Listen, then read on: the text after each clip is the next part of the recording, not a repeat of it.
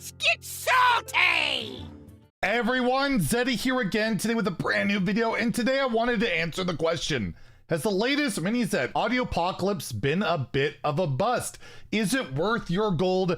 Is it worth your time? We're gonna break it down class by class, and we'll talk a little bit about Wild as well, and talk about whether it really is worth it. Because yeah, the meta, honestly, a few days after the release, feels like it has barely changed at all. And a friendly reminder, of course, we are super close to 70,000 subs, and if you feel like I've earned your subscription, please hit that sub button down below. It would mean an awful lot. So, taking a look at the mini set here, 2,000 gold, 1875 Canadian. I will say, 2,000 gold for a mini set is literally the best value you can have for gold in Hearthstone. Even if every card sucks, which we're going to talk about if they all suck or not, it's pretty much always worth it. It really is. Even if you like get it, disenchant most of it, the chances of the cards being playable later go up as time goes on. And the other thing is, if you're missing other Festival Legends packs and all of that, or cards, when you open those packs, you won't get any of these cards in those packs going forward because of duplicate protection. So there's always that little disclaimer whenever I do these videos, because I always pretty much feel like it's worth spending 2,000 gold on. So maybe you want to save that for like an old Wild adventure that are now purchasable through gold. That's something to consider. And even looking at HS replay, searching by like the legend, we're using legend rank as our criteria. Since the mini set came out 26.4, you will notice a trend of the same decks outside of like a couple of exceptions, with Pure Paladin's always up there. Enraged Warrior got stronger. We'll talk about that, it being up there. Spell Demon Hunter seeing a resurgence. We'll talk about that. I even hit Legend with it today. The pretty absurd, it's just gross. We'll talk about when we get to the Demon Hunter cards. But yeah, Totem Shaman, Miracle Rogue, Undead Priest, the Burn Mage, Control Priest, Blood Deathknight. You'll notice all these decks are the exact same. They were all the real best decks before the patch came out, before the mini set came out, and they still basically are now. And if you look at the bottom, it's still the same stuff that sucked before. So not a ton has changed in that regard. Taking a look at the mini set cards, which is kind of hard to do. They got rid of that new filter. We'll have to, you know, kind of wing it. What cards are actually saying like play at a higher rank or like more competitive? If you just want to have fun and play with these cards, you don't care about like the more, you know, competitive level, then you know just buy the mini set. It's totally worth it and all that. And right now, in terms of Death Knight cards, I'm not sure if any we do have that Death Rattle deck that's kind of seeing some play. It doesn't seem to be as good as the other Death Knight decks. Dead Air doesn't seem to be working. Cold Feet, as I thought, so far purely a discover option. And the other card, the one that's definitely the most powerful, is Yelling Yodeler. This card has been seeing play in Death Rattle Unholy, so at least one card seems to be making the cut. Cool Ghoul, I don't think I've seen anyone play that yet. I thought it would be good, but of course so far doesn't seem to be that great. And Hollow Hound has been a standout card in Hunter. Death Knight is definitely pretty darn solid. Blood Decay runs it now. Definitely probably a card, you know, you wouldn't feel bad opening. Demon Hunter, on the other hand, Through the Fell and the Flames here. This card is just, what a surprise. It's broken with Lady Asino. Even I got Legend with a pretty good win rate with this deck where, yeah, you play Lady Asino, you put Through the Fell and the Flames on it, and not only does she get buffed, but she can attack once normally if there's minions on the board, and then you play your Predation and she's pushing like just ridiculous damage. You can put Abusive on her. It's silly, and you can discover more of them pretty reliably. So yeah, if you like that style of deck, it's doing pretty well. But outside of that, none of the new cards are really seeing much play. I've discovered Tough Crowd a couple of times in the certain, you know, good spots, but overall, even like Remix Rhapsody is just too expensive. You have better board clears. This card is surprisingly just, well, not surprisingly, it is quite bad. And this is a great card, but not in this class. We'll talk about that in a second. So Demon Hunter literally got like one card so far that's seeing play, and it's in a really degenerate, gross deck. Of course I played it, and of course we got Legend with it. Complain the entire time we played it. That's what we do.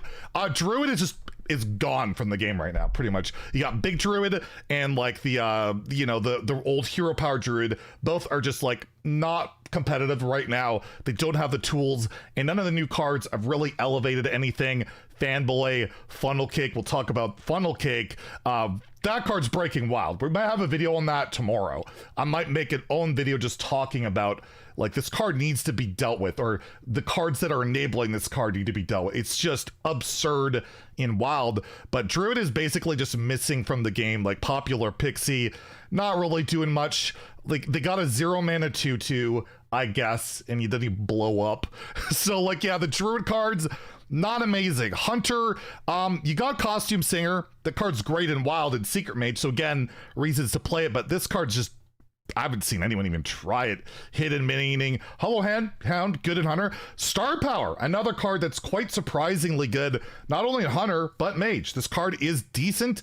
I think worth running, like, solid. Like, it's a good hard removal, and Hunter really lacks that. Like, it's not really hard removal, but, you know, it's likely to kill a lot of stuff. Yelling Yodeler, not really working in Hunter so far, but Hunter has seen a bit of a pickup in play with the latest patch. So you can see, like, 4 classes in, 3 have had some pretty decent tools, and then we have Mage. Mage, I feel like people are running the new cards, and they all make the deck worse. Like, Fiddlefire, Imp, definitely not very solid. I've seen players running this Renethal decks, Remix, Dispenso Bot. I don't know, it just doesn't seem great. But again, Star Power does seem really solid. For Paladin, the locations popping up here and there, people, if you really like Big Paladin, it's definitely helped the deck. The deck's not good enough yet, but it certainly has helped. I've seen some pure Paladins tinkering with it, but overall, that deck's really refined, and none of the new cards really slot. Even Cool Ghoul seems to be a bit too slow, and this weapon, as, like, insane as it is in Arena, haven't really seen it work so far yet in Standard. So the Paladin cards, not particularly great. Priest as well, didn't really get anything new to use in Standard. Again, this is just broken and wild. We'll probably talk about that tomorrow, but in terms of the new cards for Priest, haven't seen much for Fanboy. Control Priest is really good, but it's running pretty much 0 new cards. It just isn't utilizing the mini set. Overheal just hasn't really come together as a real archetype so far in Standard, at least. It's close, but not quite there. Rogue, again, another class, not really using the new cards. It's still just like Miracle Rogue or Bust if you want to play competitively. Combo Rogue's not working. There's some Pirate Rogues are kind of working a little bit. I don't even know if they want to run this. And again, Tough Crowd not making the cut. So there's another class. Rogue, Priest, I'd argue Paladin, Druid, not really worth the mini set. Shaman, unless you're playing totems, not really worth the cards. But like Jam Session, of course, incredible, but in Warrior. And a lot of these cards, I would say Backstage Bouncer, just pretty darn good, especially with your your Chisel. But I feel like Shaman is just so far behind all the other stuff, unless you're explicitly playing Totem Shaman, which I don't think this stuff utilizes. Warlock, kind of the same deal. Not seeing a ton of play outside of like Curse Warlock or like the Imp Warlock, or you basically want the undead stuff. And sadly, Fanatum is just not great whatsoever. Doomkin's not great. Like the fact that this card you can't cheat out reliably in any way other than the Jailer because it's discount. Like this text overrides any discount. You just can't cheat it out, has made it just not effective whatsoever. And then Warrior is the big winner. Like they got so much good stuff. Jam Session, ridiculously good. Through Fell in Flames, not really seen playing Warrior. Broken and Demon Hunter, as we mentioned. Tuning Fork is absolutely awesome. Backstage Bouncer seeing play as well, really good. And Abyssal Bassist is slapping the bass all over the place. It's great in Menagerie, in Rage. You cheat out a Lifesteal Taunt, it's great. This card is phenomenally good. If we're talking about neutrals, obviously the Pack Filler Arena card, not quite that great. I've yet to see anyone play this card because everybody draws so well. I've not seen it, and it is the epic, one of the more expensive cards in the set. Elite Torn Champion, I don't think this is just really a meta card, but it's super fun. Like the fact that you just get this with the mini set, regardless if it's good or not, it's just fun, especially like play with friends or something. Like it's a really, really cool card. I do really like this one. Magatha Bane of Music is a busted card. Like this is like a 5-star awesome card. So like a lot of the key cards in these decks, like when you're getting like legendaries that are pretty worth it, and you're getting a lot of good support cards, even though a lot of people are feeling like, yeah, the meta's not moved much, which it hasn't, but a lot of these cards slot into those decks. A lot of these cards are going to pop up later, and like a card like Magatha, you just want that in your collection. It is so strong. So do I recommend getting the mini set? Yeah, I do. Even with a lot of the stuff missing so far, I still think it is definitely worth your gold, and there's a lot of cool stuff to put into decks that are already OP.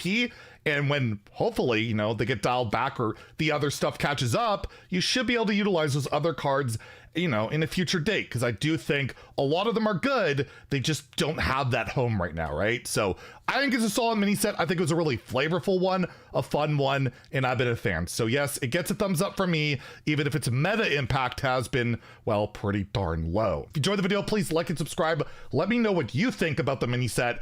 Am I wrong? Should you not spend your gold on this whatsoever? Let me know. Hope you all have a great day and stay salty, my friends.